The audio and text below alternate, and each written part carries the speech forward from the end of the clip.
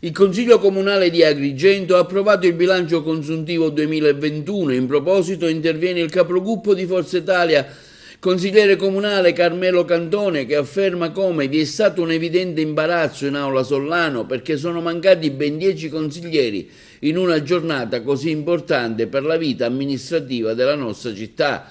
Nel corso della seduta, durata oltre 5 ore, sono stati presenti solo 14 consiglieri, in un solo momento 15, per l'approvazione di uno strumento finanziario determinante. Il documento è stato approvato tra i 14 presenti, con 3 astenuti, 3 contrari e 8 voti favorevoli. Dov'era la maggioranza?